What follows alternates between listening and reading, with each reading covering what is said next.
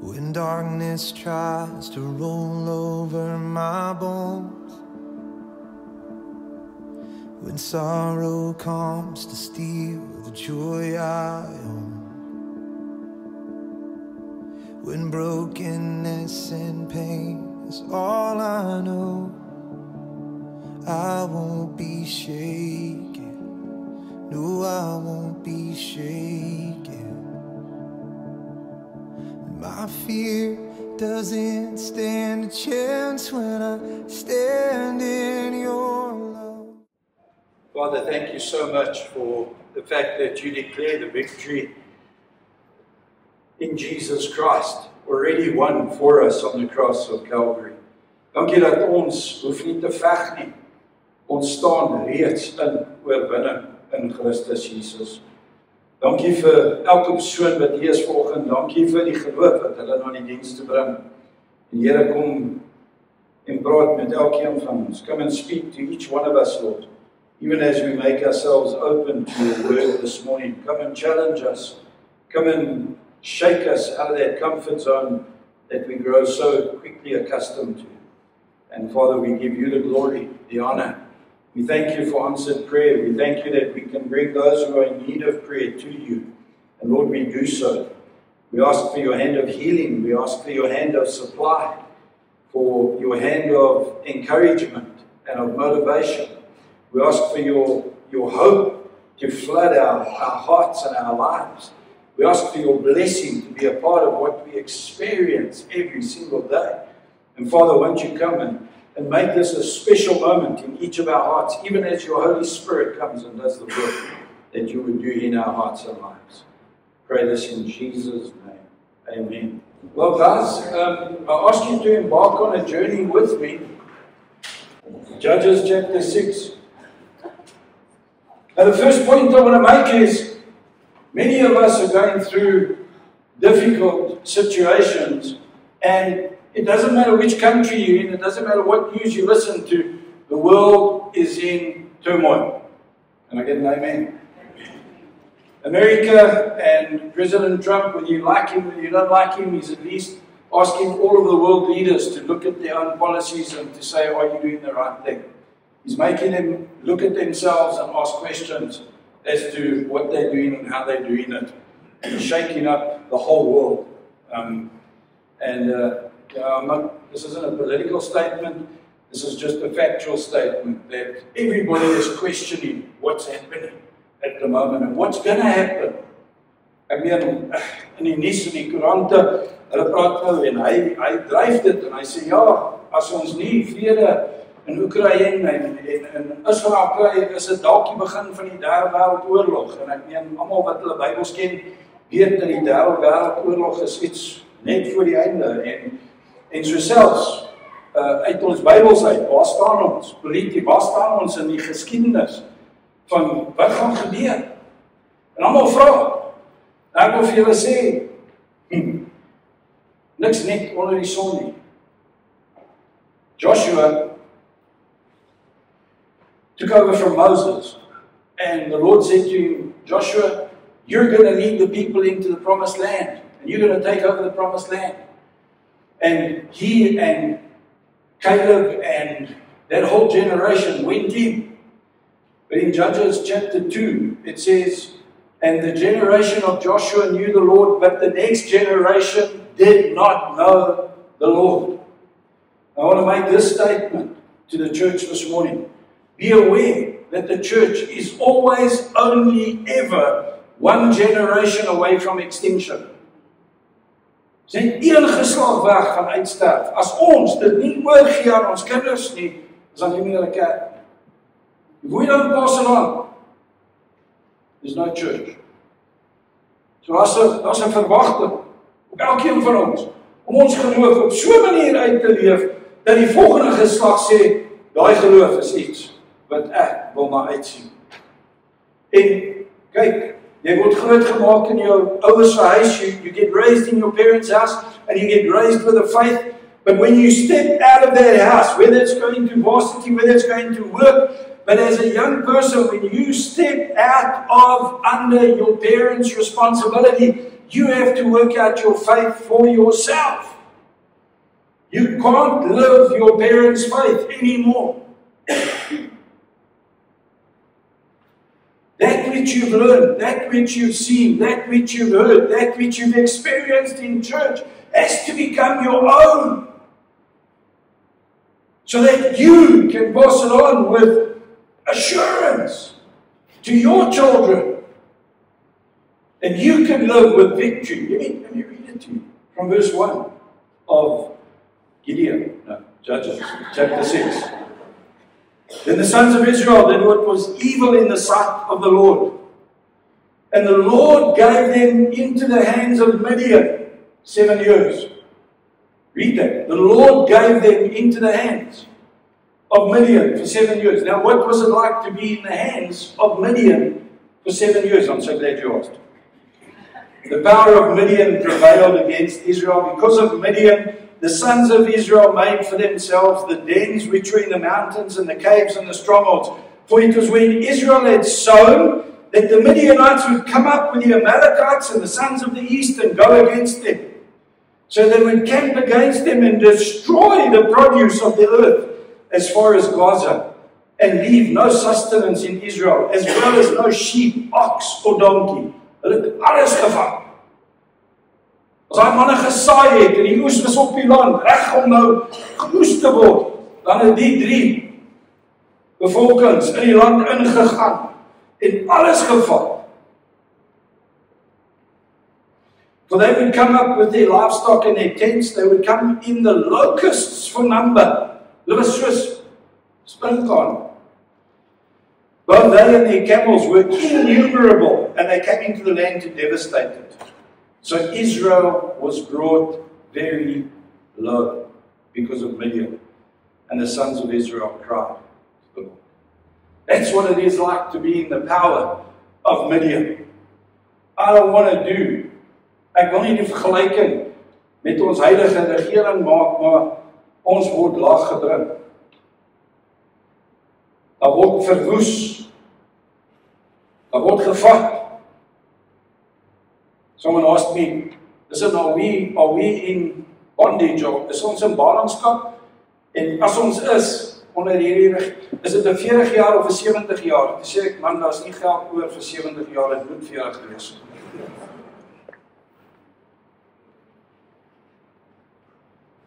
Verse 7, now it came about when the sons of Israel cried to the Lord on account of Midian. Listen to this, that the Lord sent a prophet. The Lord sent a prophet to tell them why they are in this situation. Hierdie is die boek van Rigters. Elke keer wat hulle in die moeilikheid was, en dit was 'n siklus van, hulle het die Here aangeroep, die Here het iemand gestuur, hulle gered van hulle se aaklige situasie, en toe het hulle weer hulle eie wil gevolg, weer moeilikheid gemaak, weer in krisis beland, uitgeroep na die Here, toe stuur hy 'n rigter, die rigter kom, red hulle, maar die keer stuur hy 'n profeet, nie 'n rigter. Interesting, right? Sends a prophet, not a judge. And listen to what the prophet says. The Lord sent a prophet to the sons of Israel, and he said to them, thus says the Lord, the God of Israel, it was I who brought you up from Egypt. Egypt was much more powerful than the Midianites, the Amalekites, and the sons of the east all put together. So listen, I've dealt with bigger enemies than what you're facing at the moment. Let me say that to you. Did you hear that this morning? Jong manne wat hier sit, jong dames wat hier sit, wat geloof jou eie moet maak. God has dealt with bigger problems than you are facing at the moment. Ask your parents. Ask your grandparents to tell you how God has come through for them in the past. And remember, I, says God, was the one who brought you up out of the hands of the Egyptians and from the hands of all your oppressors, and disposed them before you and gave you their land. I wiped out the problem and I gave you the bounty. Then when you saw a problem, I brought blessing. I've destroyed in order to bless you. You need to hear that this morning. And I said to you, I'm the Lord your God. You shall not fear the gods of the Amorites, in whose land you live. Listen to this. But you have not obeyed me. Gaan jy hoor of jy kerk toe gaan? Gaan jy hoor of jy jou diende betaal het nie? Gaan jy hoor of jy jou Bybel gelees het nie? Gaan hoor in die kerk toe gaan en die diende gee en in die Bybel lees, is jy gehoorsaam aan die Here? Of is dit net iets wat jy dink jy moet doen?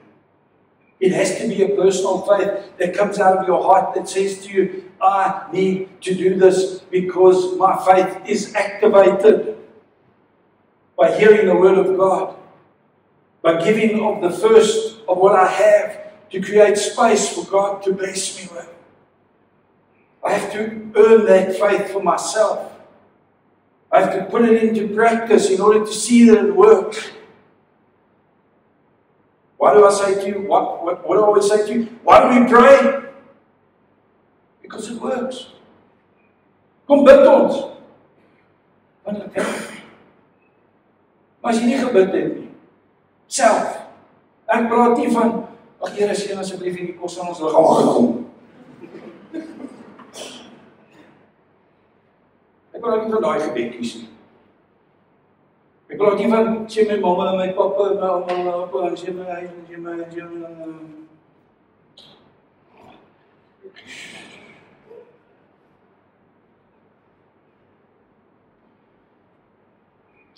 Ek praat van daai gebed. Wanneer jy die Here se aangesig soek. Jy sê, Here, as jy nie vandag opdaag, is ek dood. As jy nie vandag intree, is daar nie hoop nie. As jy nie vandag 'n verskil maak, is daar niemand anders wat ek kan bel nie. So when God's your last option and you pray to Him and He comes through, that's when prayer works. But you have to experience it yourself. You can't be a testimony of that. It's not the same.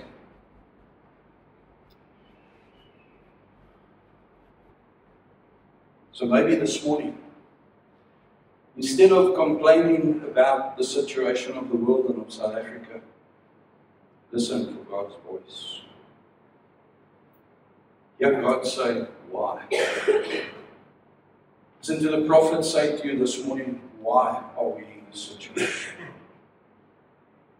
Why is it going like this in my business, in my farm? Why is this happening at this stage? Don't get all personal and start crucifying yourself. Look at the country. Look at the church. Look at the kingdom of God in the earth today. No wonder the earth is going to hell in a handbasket. The church is divided. The church doesn't proclaim the truth anymore. The church uses pulpits to motivate people with soft messages. Tickle the people's ears and just keep them motivated and happy and come by here. There's no change. But wait, there's more. Verse 11 of Judges 6 says, Then the angel of the Lord came and sat under the oak that was in Ophrah, which belonged to Joash the Abizrite, as the son of Gideon was beating the winepress in order to save it from the Midianites. The angel of the Lord appeared to him and said to him, The Lord is with you, O valiant warrior, O kruisman van God. Die Here is met jou.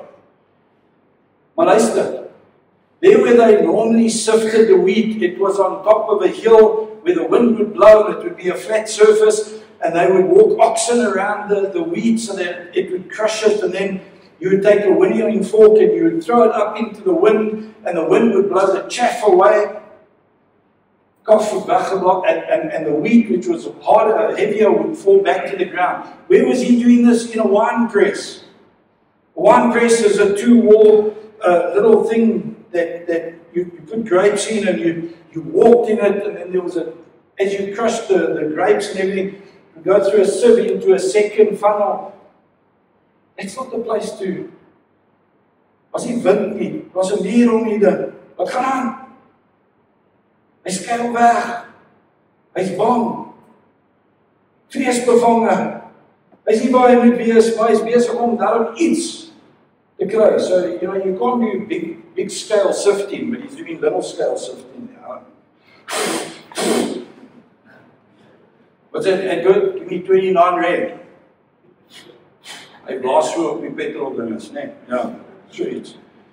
But listen, the angel of the Lord appeared to him and said, "Oh, valiant warrior, the Lord is with you." And then he asks an awesome question. He asks an amazing question, and maybe you ask him. Listen to what he says. Then Gideon said to him, "Oh, my Lord, if the Lord is with us, why then has all this happened to us?" Listen, hey, if God is with us, what's going on? What the? If this is God with us, I don't want to see when He's not with us.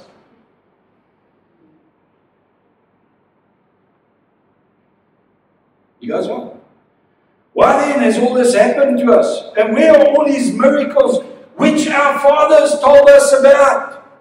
Did not the Lord bring us up from Egypt? But now the Lord has abandoned us and given us into the hands of Midian.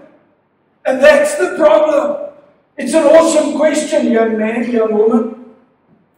God has delivered on the faith of your parents, but it's time for you to stand up and let God deliver on your faith.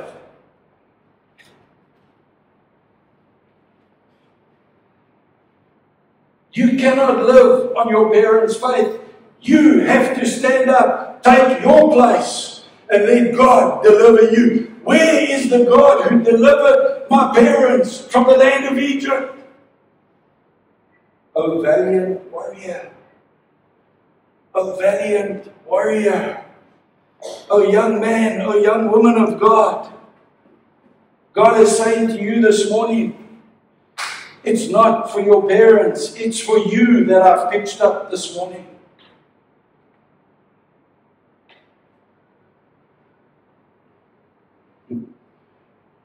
The Lord said to him, verse 14, "Go in this your strength and deliver Israel from the hand of Midian. Have I not said you?" This morning, now listen to me. I don't want you to get confused. I don't want you to get confused. You're sitting here and you're thinking, I've got children, so this message is for them.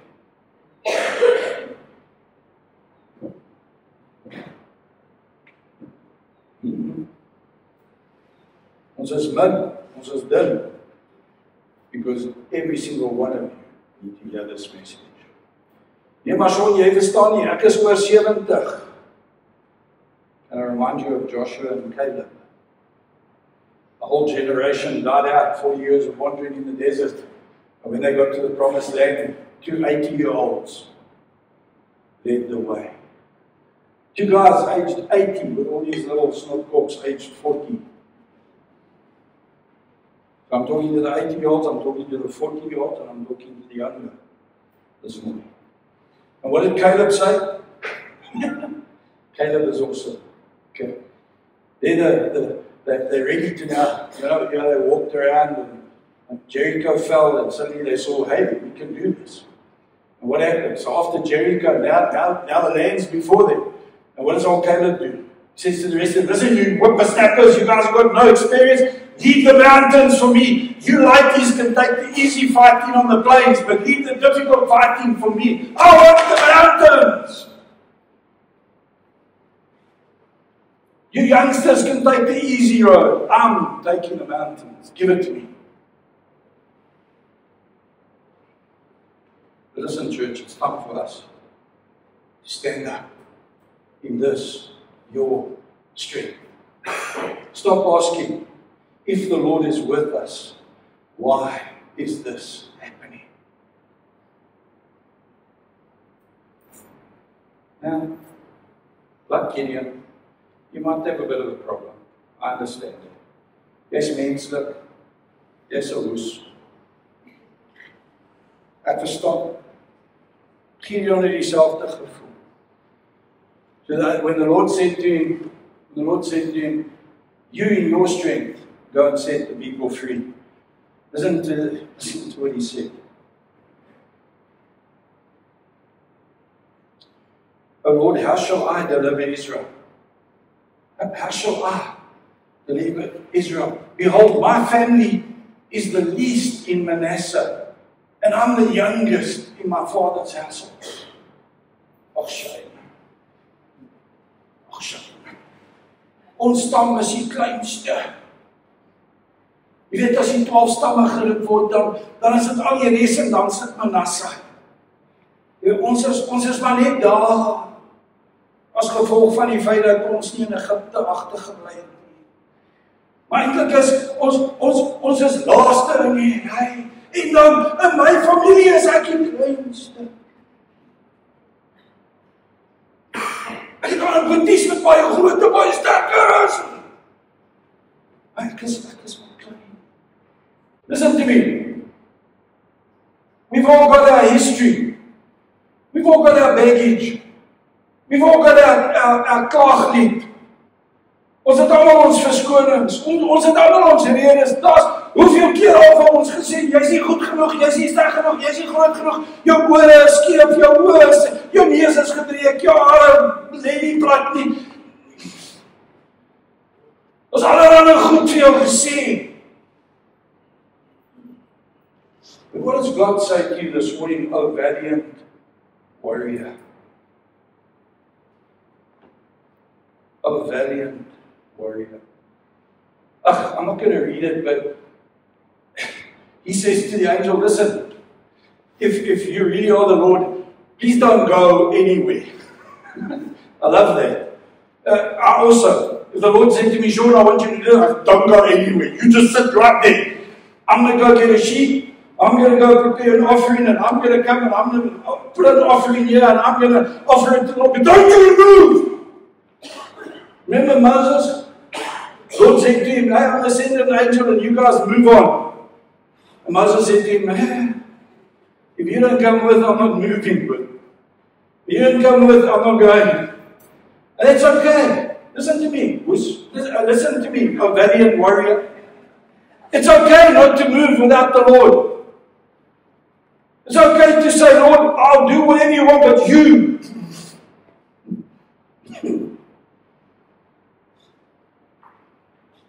If you've got handcuffs, let's just shackle ourselves.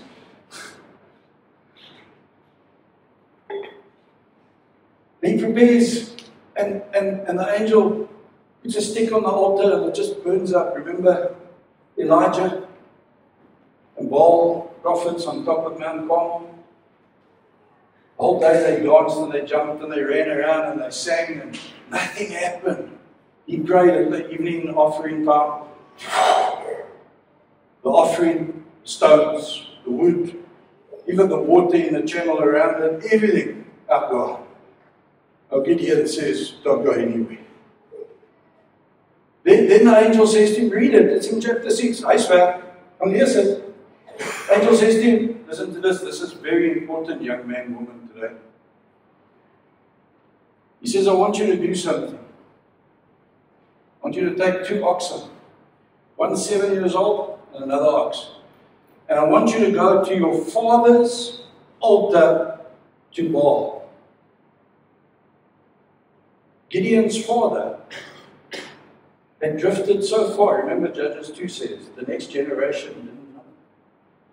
And his own father had erected an altar to Baal. And had planted an Asherah pole, which is a symbol of worship. He says to him, Gideon, I want you to go tear down your father's altar of Baal and Asherah pole. And I want you to build an altar, and then the 7-year-old ox, I want you to sacrifice it to me. Now, listen to me. I don't want to stretch the analogy. But sometimes when we want to hold on to our parents' faith, It may not be as misleading as an altar to Baal.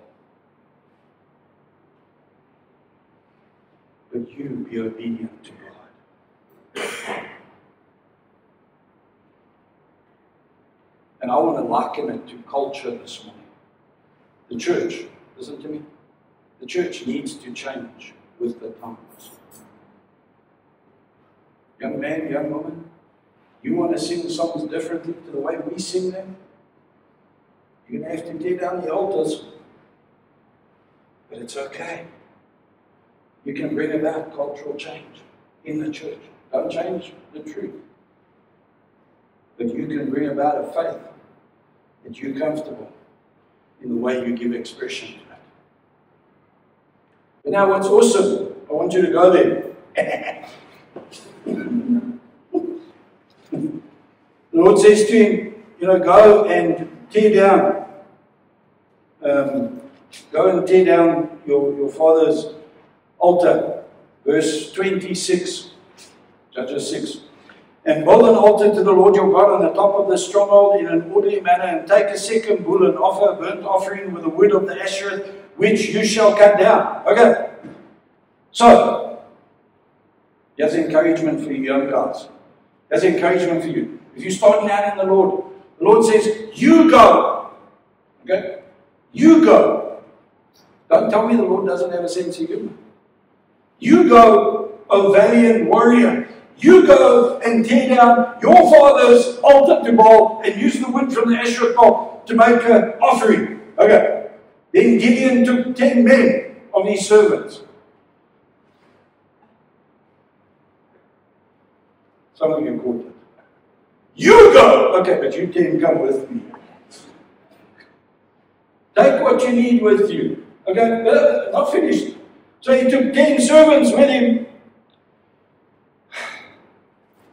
Oh no. And did as the Lord had spoken to him. And because he was too afraid of his father's household and the men of the city to do it by day, he did it by night. Isn't that awesome? You go. I'm not going if you don't come with me. Lord, you don't go anywhere. God, you come with me. And you can. And let's not do it in the daylight. Let's do it at night. Okay, just in case. So I'm letting you off the hook here. I don't care how you do it, just do it. Just do it. If you need 10 men to creep with you, that's okay. If you need to do it at night, well, just wait for load shedding. Just do it, man. But do it. Do it.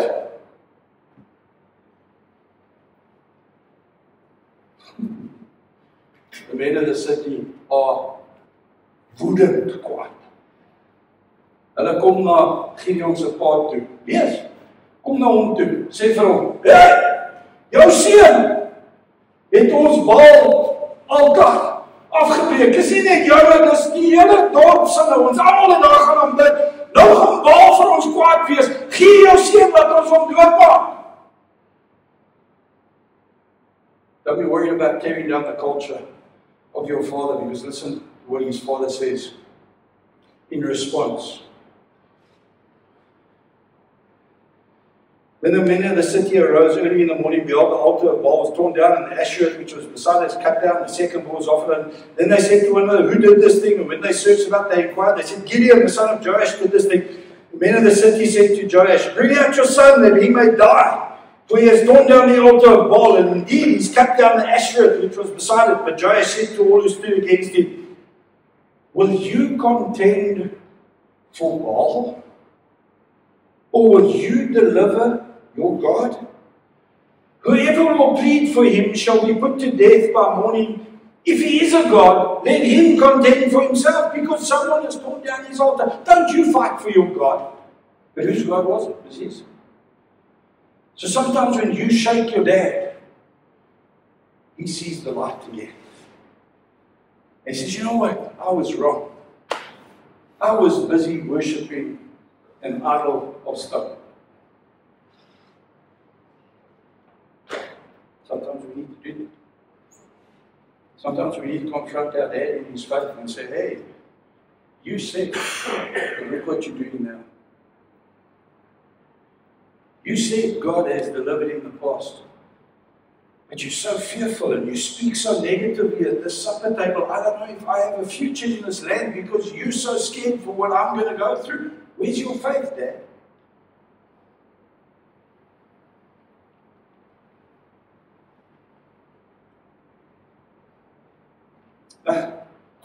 I'm finished.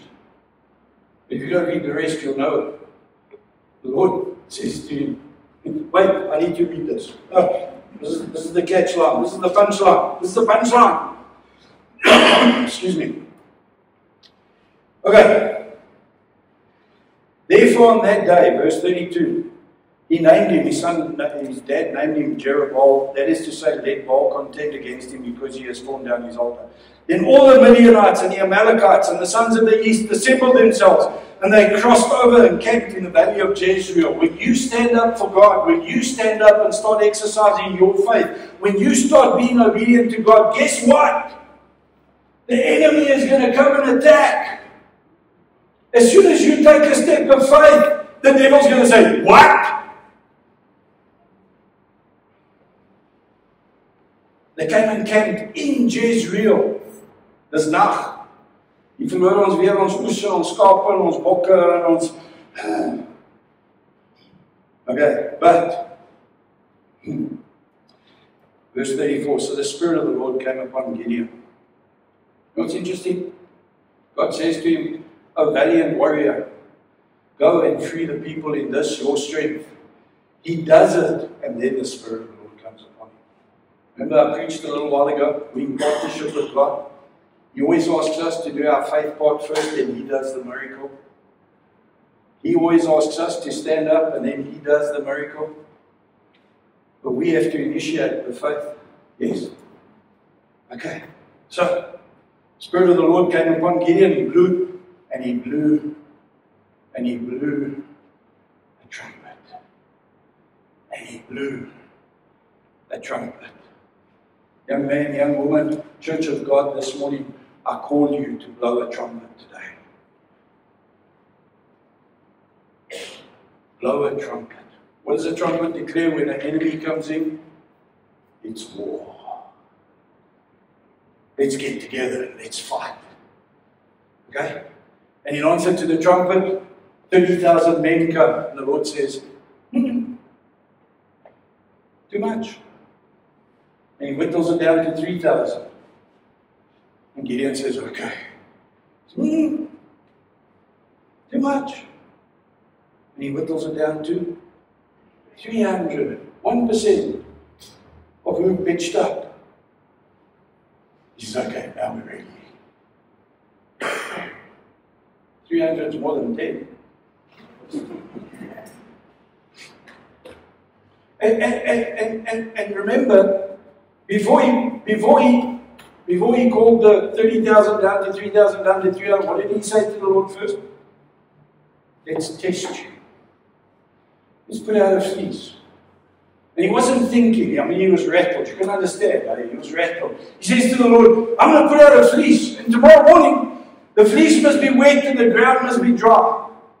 And it was like that. Then he thought about it. He thought, you know what? Dew cloth holds moisture more than barren ground.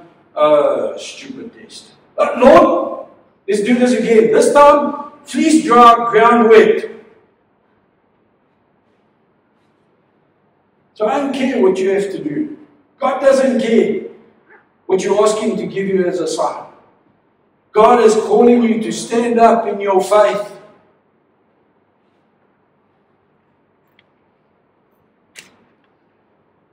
God is calling you for the sake of the next generation. For the sake of the next generation. Stand up, blow the trumpet. Let God give you the signs that you need Him to give you. Take 10 men, take 300 men if you need to. But remember, the battle is the Lord's. The victory is God's. Don't look at the Midianites, and the Amalekites, and the sons of the east, or even the Egyptians. Don't look in the enemy's They may be, some of them even in your own household, maybe, your own workplace, maybe. Don't look into the face of the enemies. You, O valiant man of God, blow the trumpet today. Blow the trumpet today. The decision, besluit wat jy moet maak, is Here, hier in my siel, Heilige Gees hier, in my hart, in my siel vandag, blaas die trompet asseblief. Dat ons oorlog verklaar.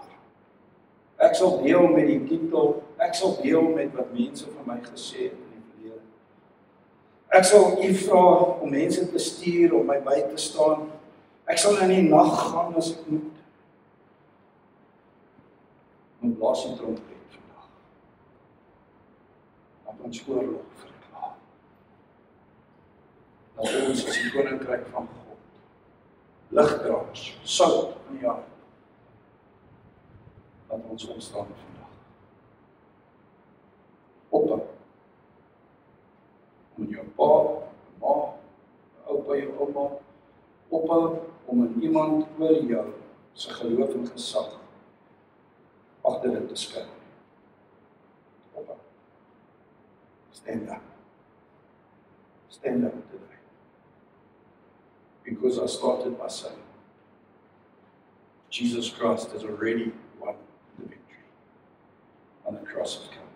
My fear doesn't stand a chance when I stand in your love. My fear doesn't stand a chance when I stand in your love.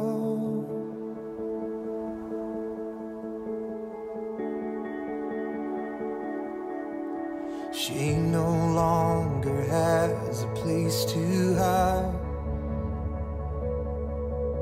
I am not a captive to the lies. I'm not afraid to leave my past behind. I won't be shaken.